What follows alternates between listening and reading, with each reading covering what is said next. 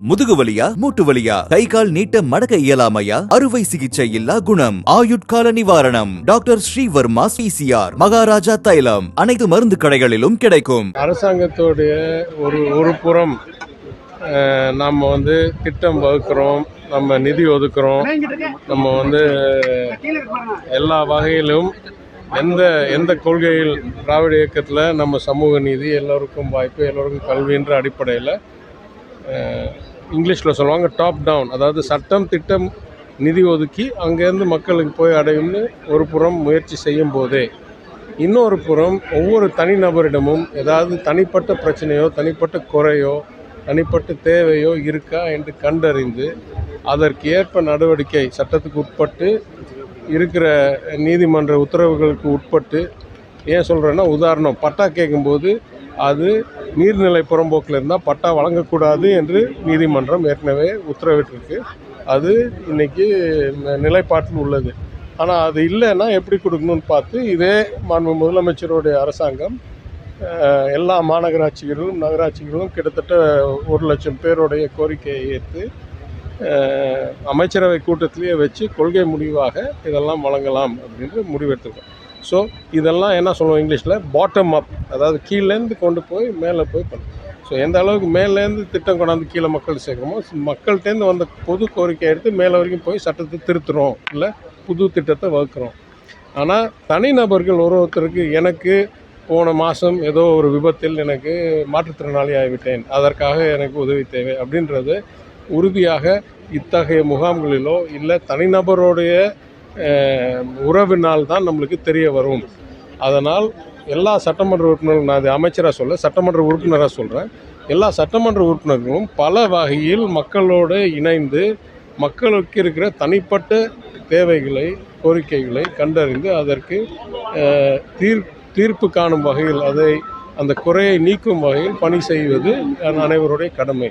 அது நான் எதிர்க்கட்சி சட்டமன்ற உறுப்பினராக இருந்தபோதே நீங்கள் சொல்கிறது போல் பல முயற்சிகள் எடுத்தோம். ஒரு ஏரியாவில் ஒரு புகார் பெட்டி, அது இல்லாமல் வாட்ஸ்அப் நம்பர், அது இல்லாமல் கால் சென்டர், ஏன்னா யாருக்கு இணையதளத்தில் ஆக்சஸ் இல்லையோ அவங்க புகார் பெட்டிலையோ ஃபோன்லேயோ சொல்கிறதுக்கு. அதே மாதிரி பல வகையில் தனிநபர் அடையாளம் எதனா கோரிக்கை இருக்குது குறை இருக்குதுன்னு அடையாளம் செய்கிறது. அதே மாதிரி பல முகாம்கள் நடத்தியிருக்கிறோம். கொரோனா காலத்தில் பலருக்கு உதவி செஞ்சோம். பள்ளி மாணவர்களுக்கு நோட் புக்லேருந்து டிஃபன் பாக்ஸ்லேருந்து எல்லாம் கொடுத்தோம்.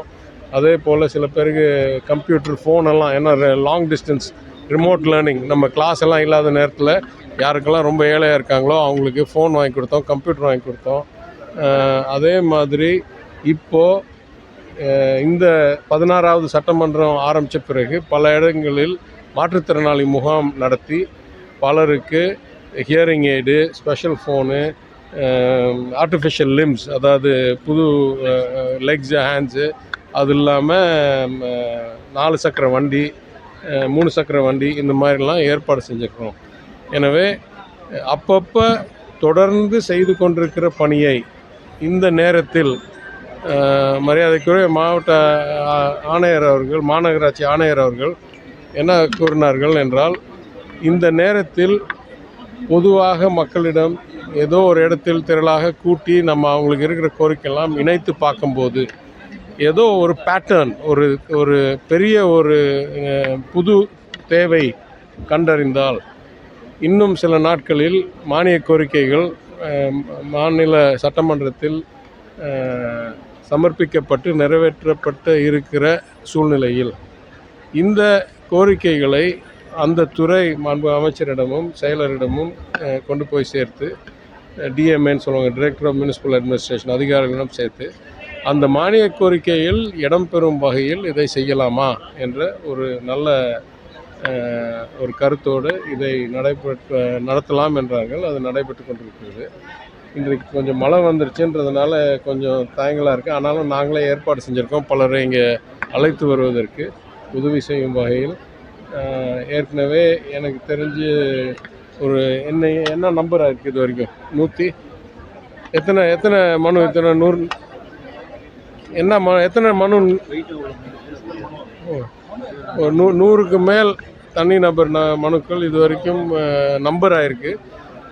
மாநகராட்சி சார்பாக ஆணையர் வந்து அனைத்து துறை அதிகாரிகளையும் கொண்டாந்துருக்கிறார்கள். அதே போல் இ-சேவை மையம், என்னுடைய துறையில் செயல்படும் இ-சேவை மையம் உடைய ஒரு இங்கே ஒரு டெஸ்க் வச்சு அந்த இ-சேவை மூலமாக என்ன பண்ண முடியுன்றதை லிஸ்ட் எடுத்து இதே மாதிரி எத்தனையோ வகையில் நம்ம முயற்சி செய்கிறோம். ஏன்னா இது அதாவது யாருக்கு தேவை இருக்குன்றத தனிநபரை கண்டுபிடித்து செய்கிறது என்றது இருக்கிறதுலையே கடினமானது. இணைத்து மேலே கொண்டு போகிறது பாட்டம் அப், மேலேருந்து திட்டமிட்டு கொண்டாந்துறது டாப் டவுன். ஆனால் இது ஒன் டு ஒன் செய்கிறது தான் இருக்கிறதுலையே கடினமான ஒரு தகவல் தேடும் முயற்சி. யாருக்கு என்ன தேவை இருக்குது, எங்கே இருக்காங்க, என்ன சூழ்நிலையில் இருக்காங்கன்னு அதை பல முயற்சிகளால் அதை செய்ய தொடர்ந்து செஞ்சிட்ருக்கோம். இன்னும் செய்யறதுக்கு வழி தேடிட்டு இருக்கோம். அத்தகைய முயற்சியில் இது ஒரு நிகழ்வு. சார், மத்திய அமைச்சர் வந்து பார்த்தீங்கன்னா அந்த தமிழக எம்பிக்களை தொடர்ந்து அவங்க தான் பேசுகிறாரு. மும்மொழி கொள்கை தொடர்ந்து இப்படி போய்கிட்டே இருக்கு. நான் என்ன சொல்கிறேன், ஒரே ஒரு கருத்து, இதெல்லாம் நான் ஏற்கனவே முதலமைச்சர் நிறைய தடவை பேசியிருக்காரு. நான் ஒரே ஒரு கருத்து சொல்கிறேன். மும்மொழி கொள்கை என்றது முதலில் 1968 நல்லா புரிஞ்சுது. 1968 முதல் தேசிய கல்விக் கொள்கை, முதல் NEP நேஷனல் எஜுகேஷன் பாலிசி என்றது சட்டமாக அமல்படுத்தப்பட்டது. அன்றைக்கு இருந்த காங்கிரஸ் கவர்மெண்ட், அன்றைக்கு இருந்த மாண்பு பிரதமர் திருமதி இந்திரா காந்தி தலைமையில் நடந்த அரசாங்கத்தில் ஃபர்ஸ்ட் NEP அமல்படுத்தப்பட்டது. அன்னையிலேருந்து இன்னை வரைக்கும் மும்மொழி கொள்கைன்னு சொல்லிட்டு இருக்காங்க. ஆனால் உண்மையை பார்த்தா 68னா எத்தனை வருஷம் ஆச்சு? இப்போ கிட்டத்தட்ட 60 வருஷம் பக்கத்தில் ஆக போகுது. 56 வருஷம், 57 வருஷம் ஆச்சு.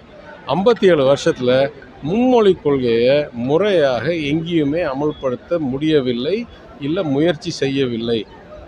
ஏனென்றால் நம்மளை போல வளரும் நாடுகளில் அளவில்லாத பணமும் இல்லை, அளவில்லாத ஆசிரியர்களும் இல்லை, அளவில்லாத பள்ளிக்கூடங்களும் இல்லை.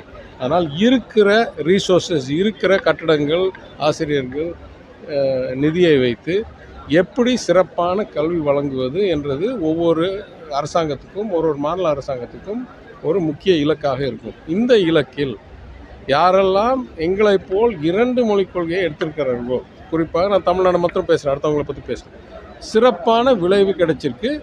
தேசிய அளவுக்கு ஒப்பிட்டு பார்க்கும்போது, அதாவது தேசிய சராசரிக்கோ இல்லை தேசியத்தில் வேறு எந்த மாநிலத்தோடைய விளைவோட சிறப்பாக தமிழ்நாட்டுக்கு நம்மளுக்கு விளைவு கிடைச்சிருக்கு.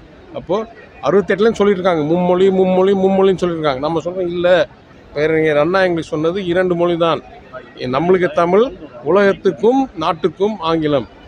திருப்பி கேட்குறேன், எங்கேயாவது 2 மொழி கொள்கையை ஒழுங்காக நிறைவேற்றியிருந்தார்கள் என்றால், குறிப்பாக வட மாநிலங்களில், தமிழ்நாடை தவிர நான் பேசுகிறேன், யூபிலேயோ பீகார்லேயோ இல்லை ராஜஸ்தான்லேயோ மத்திய பிரதேஷ்லேயோ அமல்படுத்தியிருந்தார்கள் என்றால் நம்மளுக்கு 3வது மொழி தேவையே இல்லை. ஏன்னா அவங்க மொழி அவங்க கற்றுருப்பாங்க, அவங்களாம் ஆங்கிலம் கற்றுருப்பாங்க.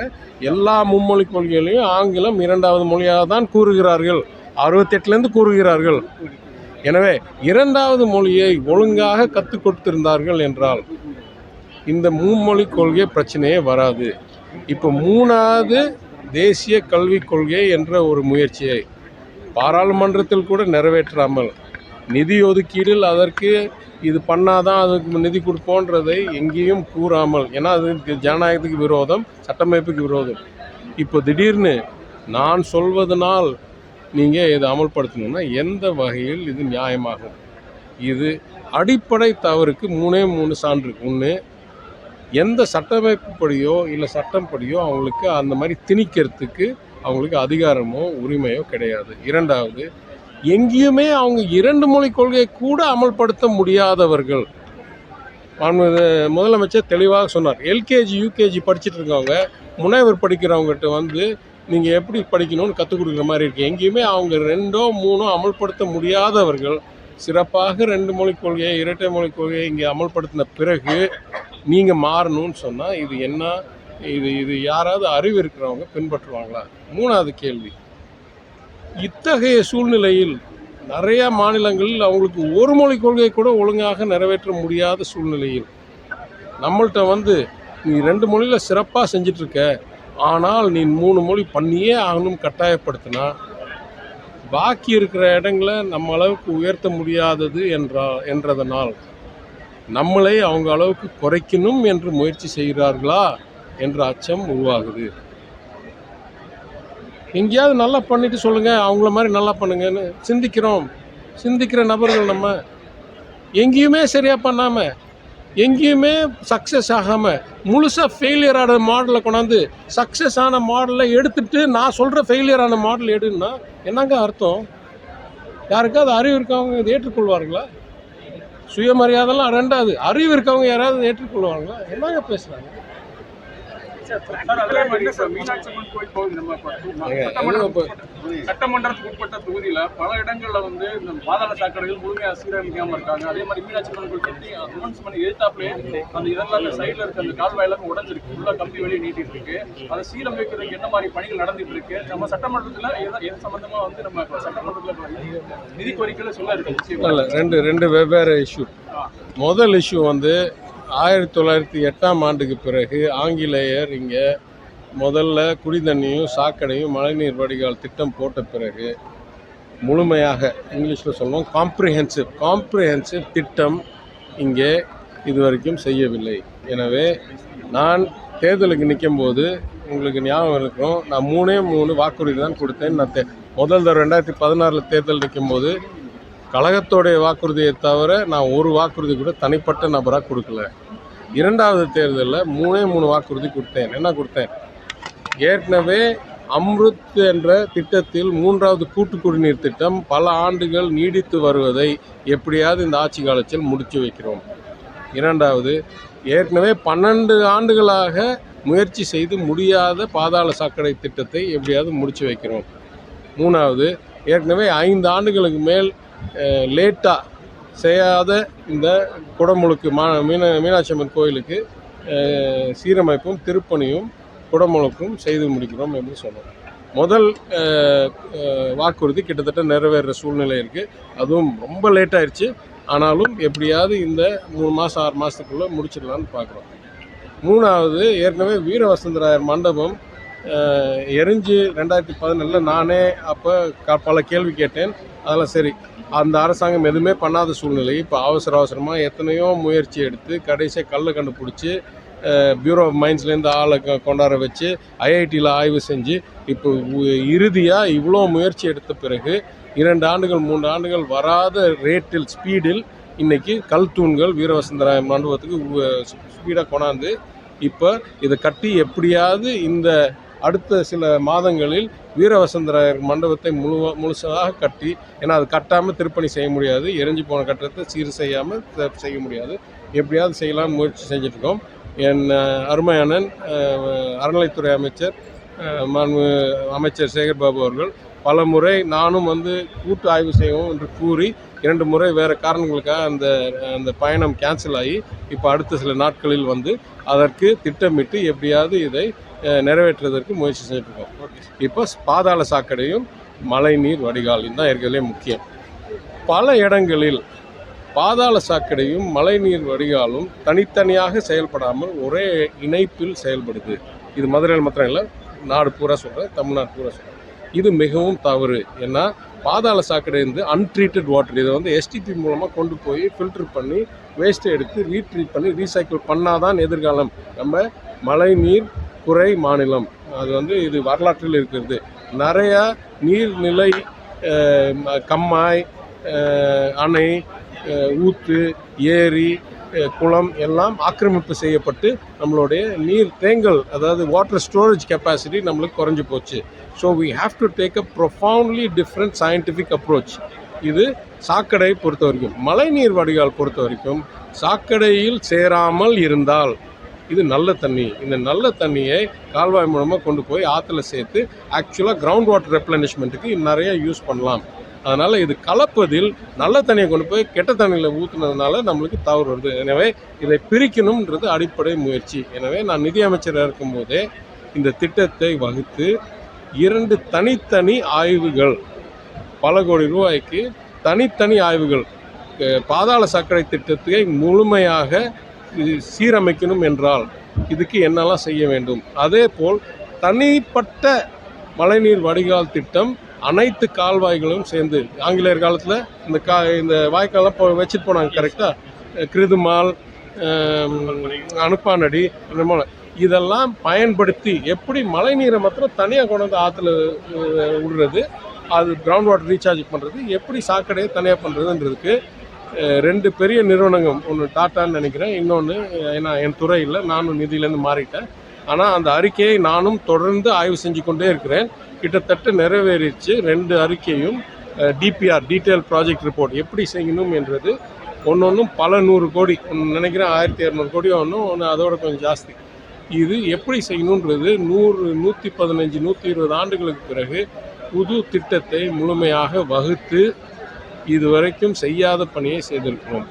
இதில் என்ன இப்போ தற்காலிகமாக பிரச்சனை என்னன்னா 2-3 இடத்துல வெவ்வேறு பணி நடந்துட்டுருக்கு. அது எல்லாத்தையும் ஒன்றா நீங்கள் நினைக்கிறீங்க. ஒன்று, ஏற்கனவே இந்த தண்ணிக்காக இந்த 3வது கூட்டு குடிநீருக்காக எல்லா இடத்துலையும் தனி வீடு கனெக்ஷன் கொடுக்கணுன்றதுக்காக ரோடெல்லாம் தோண்டியிருக்காங்க. இதெல்லாம் சீர் செய்யாமல் இருக்காங்க. அது தவறு தான். எனவே இந்த ஆண்டு அந்த கூட்டு குடிநீர் திட்டம் முடிந்தவுடன் நாங்கள் இந்த 5 வருஷம் ஆட்சி முடியறதுக்குள் இந்த ரோடெல்லாம் சீர் செய்வதற்கு தனி நிதி ஒதுக்கீடு கேட்டு மாண்பு அமைச்சர் அதை ஏற்பாடு செய்து இன்றைக்கி ஏற்கனவே சட்டமன்றத்தில் அறிவிச்சிருக்கிறார். இன்னும் தகவல் வரும். அதனால் அடுத்த 3-4 மாதத்துக்குள்ளே இந்த 3வது கூட்டு குடிநீர் திட்டமும் எல்லா வீடு இணைப்பும் முடித்தால்தான் அதற்கப்புறம் ரோடு போட முடியும். இல்லைன்னு ரோடு போட்டால் திருப்பி தோண்டுவாங்க. இது சீக்வன்சிங் ப்ராப்ளம். இது என்னுடைய விருப்பம் இல்லை, அப்படி நடந்துருச்சு. இது ஒரு புறம்.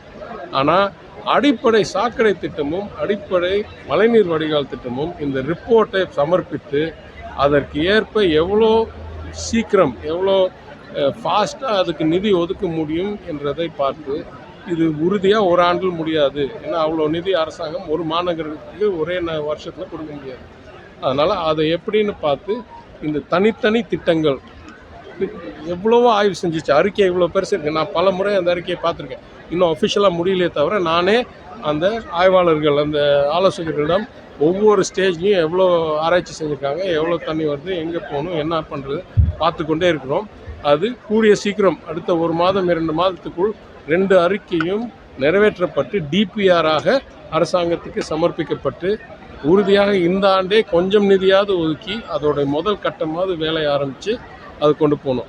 இன்னொரு பணி நீங்கள் கன்ஃபியூஸ் பண்ணுறது, மீனாட்சி அம்மன் கோயில் சுற்றி இருக்கிற இடங்களில் எல்லா மின் கம்பிகளையும் எல்லா வயரையும் மேலேருந்து எடுத்து கீழே போடணுன்றதுக்காக தான் சைடில் தோண்டிருக்கோம். அதாவது டக்டிங் பண்ணி எலக்ட்ரிக்கல் வயர்ஸோ, டெலிஃபோன் வயர்ஸோ, கேபிள் டிவி வயர்ஸோ, இன்டர்நெட் வயர்ஸோ மேலே போகக்கூடாது, கீழே போகணுன்றதுக்காக அந்த கான்ட்ராக்டை என் முயற்சியினால் அன்றைக்கு இருந்த மாண்பு அமைச்சர், இன்றைக்கும் இருக்கிற மின்சாரத்துறை அமைச்சர் அவர் தான் நிதி ஒதுக்கி அந்த திட்டத்துக்கு முழு ஒர்க் ஆர்டர் போட்டு இது 2 வருஷத்துக்கு மேலே ஆச்சு. அந்த டெண்டர் ரொம்ப ஸ்லோவாக போயிட்டுருக்கு. ஏன்னா அந்த டெண்டர் ஒப்பந்தக்காரர் என்ன சொல்கிறாரு, அங்கங்கே தோண்டினால் தண்ணி நிற்கிது, தண்ணி நிற்கிற இடத்துல நாங்கள் வயரை போட முடியாது, கேபிளை இழுக்க முடியாது என்று. அதனால் போன அக்டோபர்லேருந்து நானே மாதம் ஒரு முன்னேற்ற அறிக்கையை கேட்டுக்கொண்டு, ஏற்கனவே போன வருஷமே முடிய வேண்டிய பணி முடியாத சூழ்நிலையில், ஏன்னா இங்கே என்ன சொல்கிறாங்க, தண்ணி தேங்கிறது கார்ப்பரேஷனுடைய பிரச்சனை, கார்ப்பரேஷன் அந்த தண்ணி அகற்றையில் நாங்கள் பைப்பை போட முடியாது, நாங்கள் டக்டை போட முடியாது, வயரை போட முடியாது, ஏன்னா மின் கம்பி வெடிச்சிரும், ஷாக் வந்துடும். நியாயமான பாயிண்ட். ஆனால் இந்த பக்கம் என்ன சொல்கிறாங்க, எத்தனை இடத்துல தோண்டி வச்சுருக்காங்கன்னு கார்ப்பரேஷன் சொல்கிறாங்க. அதனால் கார்ப்பரேஷன் ஆணையர், மரியாதைக்குரிய ஆணையர், இதுக்கு முன்னால் இருந்த ஆணையர் தினேஷ் அவர்களை வைத்தும் இன்றைக்கு இருக்கிற ஆணையர் திருமதி சித்ரா விஜயன் அவர்களை வைத்தும் இந்த பணியை வேகப்படுத்துறதுக்கு என்னென்ன முயற்சி எடுக்கணும் என்ற முயற்சிகள்லாம் எடுத்து இந்த டக்டிங்கை முடித்தவுடன், அதாவது இந்த எல்லா கம்பியும் கீழே முடித்தவுடன் வெகு சீக்கிரம் இந்த சைடில் இருக்கிறதெல்லாம் மூடிடுவோம். அது தனிப்பணி, அது சாக்கடைக்கு சம்மந்தம் இல்லை, வயரிங்காக தோண்டியிருக்கும். அதான் நீங்க சொன்ன மாஸ்டர் பிளான் அதான் சார், மதுரைக்கான மாஸ்டர் பிளான் வரப்போகுது. அதுக்கப்புறம் மதுரையோட இல்லை, மாஸ்டர் பிளான்ன்றது வேறங்க. மாஸ்டர் பிளான்ன்றது டவுன் அண்ட் கண்ட்ரி பிளானிங். அதாவது எங்கே விவசாயம் இருக்கணும், எங்கே தொழில்துறை இருக்கணும், எங்கே மக்கள் தொகை இருக்கணும், எங்கே ரோடு வரணும், எங்கே என்ன சொல்கிறது தண்ணி பைப் போகணும். இது urban planning, town and country பிளானிங்கோடையது மாஸ்டர் பிளான். நான் சொல்கிறது வெறும் பாதாள சாக்கடையும் 100% இன்னும் 20 வருஷத்துக்கு மக்கள் தொகை அதிகரித்தாலும் எங்கெங்கே வரப்போகுது, என்னென்ன பாதிப்பு வரும், நாளைக்கு மெட்ரோ வரப்போகுது, அதுவும் எந்த தடையும் இல்லாத வகையில், ஏன்னா மெட்ரோடைய டிபிஆர் வந்துருச்சு. அந்த அடிப்படையில் எப்படி பாதாள சாக்கடை, தனிப்பட்ட பாதாள சாக்கடை, தனிப்பட்ட மழைநீர் வடிகால், இது வெவ்வேறு. இது டவுன் அண்ட் கண்ட்ரி பிளானுக்கு சம்பந்தம் இல்லை. இது டிபிஆர் ஃபார் திஸ் பர்பஸ். இந்த காரணத்துக்காக, இந்த தேவைக்காக உருவாக்கப்பட்ட 2 திட்டம். சார் இப்போ லாஸ்ட் கொஸ்டின் சார், இப்போ மும்மொழி கொள்கையை ஏற்றுக்கிட்டா மட்டும் தான் நிதி தர முடியும்னு அவங்க சொல்கிறாங்க சார். ப்ராக்டிக்கலாக நம்ம என்ன சார் பண்ணுற மாதிரி இல்லை, அவங்க என்னவா சொன்னால் சொல்லட்டுங்க. நான் ஏங்க கேள்வி கேட்குறவங்க ஏற்கனவே சொன்ன பதில் அடிப்படையில் கேள்வி கேட்கணும். நான் தான் சொல்கிறேன், ஒரு இடத்துல கூட மும்மொழி கொள்கையை வெற்றிகரமாக நிறைவேற்ற முடியாதவர்கள் ஏன் எங்களை கெடுக்கணும் என்றதுக்காகவே சிறப்பாக நடைபெற்று கொண்டிருக்கிறதை மாற்றுன்றாங்கன்னு நான் கேட்குறேன். நீங்கள் இந்தியன்றதில் 2வது 3வது கேள்வி. முதல் கேள்வி, ஏன் நான் மும்மொழி கொள்கைக்கு போகணும்? எந்த வகையில் பார்த்தாலும் நியாயம் இல்லை. உங்களுக்கெல்லாம் ஒரு மொழி, உங்களுக்கு இந்தியே சரியாக கற்றுக் கொடுக்க முடியாது, அதற்காக நாங்கள்லாம் 3வது மொழி கற்றுக்கணுன்னா கூட நியாயம் இல்லை. இல்லை, எங்கேயாவது ஒரு இடத்துல குழந்தைங்க, நான் திருப்பி சொல்கிறேங்க, அடிப்படையிலேருந்து கொஞ்சம் சிந்திச்சு பாருங்கள் தயவுசெய்து. இது ஒரு அறிவில்லாத ஒரு விவாதமாக மாறுதுன்னு எனக்கு அச்சம் வருது. கொஞ்சம் சிந்திச்சு பாருங்கள். மக்களுக்கு அரசாங்கம் செய்ய வேண்டிய கடமை, அனைவருக்கும் சமமாக கல்வி வாய்ப்பு, கட்டாய கல்வி எல்லாரும் படிக்கணுன்றது நீதி கட்சி காலத்திலேருந்து கொள்கையாக வைத்திருக்கிறோம். இப்போ நான் சொல்கிறேன், ஒரு ஸ்கூல் நடத்தும் போது சில பேர் 2 மொழி, சில பேர் 3 மொழின்னு என்னால் சிஸ்டமும் உருவாக்க முடியாது. உடனே நானும் பிரிவாக்குறேன். அதனால் இளைய வயதுகளில் அனைவருக்கும் சமமான ஒரே கல்வி, அறிவியல் இவ்வளோ, கணக்கு இவ்வளோ, மொழி இவ்வளோ, பாக்கி சப்ஜெக்ட் இவ்வளோ, எல்லாத்துக்கும் சமமாக கொடுக்க வேண்டியன்றது அடிப்படை தத்துவம். It is a philosophy of education. இந்த சூழ்நிலையில் சிலர் கிராமப்புறத்துலேருந்து வருவாங்க, சிலர் ஏழை குடும்பத்துலேருந்து வருவாங்க, சிலர் பொருளாதாரம் முன்தங்கியிருப்பாங்க, சில பேர் நகரத்துலேருந்து வருவாங்க. எங்களுக்கு எல்லாம் what is the common syllabus, பொதுவான பாடத்திட்டம் என்ன? அப்போ தான் எல்லாரும் சமமாக ஒரே புரிதலோடு வருவாங்கன்றதுக்காக நாங்கள் 2 மொழிக் கொள்கையை, இரட்டை மொழிக் கொள்கையை வைத்திருக்கிறோம். இது எல்லா கட்சியும் சொல்கிறேன், அதிமுகவும் இதே மாதிரி தான் வச்சுருக்கு.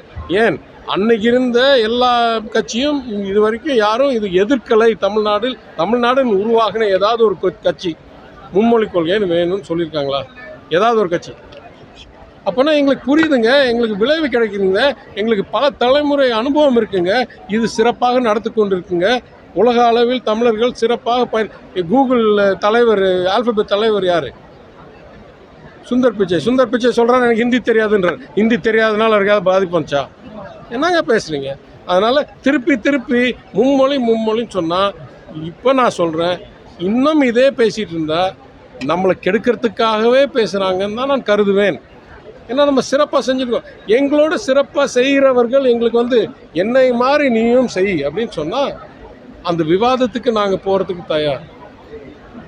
எனக்கு 10% கூட அவங்க விளைவு கிடைக்காதவர்கள் நம்மகிட்ட நீ செய்கிறது பத்தாது, இதோட சிறப்பாக செய்யணும், உங்கள்கிட்ட எங்கேருந்துங்க அறிவு வருது, உங்கள்கிட்ட எங்கேருந்துங்க தகவல் வருது, உங்கள்கிட்ட எங்கேருந்துங்க ஆதாரம் வருது, இதோட சிறப்பாக செய்ய முடியும்னு உங்களால் ஒரு மொழி கூட சரியாக கற்றுக் கொடுக்க முடியல. எங்கள்கிட்ட 2 மொழி பத்தாது, 3ன்னு சொல்கிறீங்கன்னு நான் கேட்குறேன். யாருக்கெல்லாம் அறிவு இருக்கும் நியாயமான கேள்வி கேட்போமா இல்லையா? திருப்பி இதே கேள்வி கேட்குறீங்க, மும்மொழின்னு. சித்திரை ஃபெஸ்டிவல் போய்கிட்டு இருக்கு. நம்ம கோவில் யானையோட கண்டிஷன் நான் முகாமுக்கு வந்தேன்.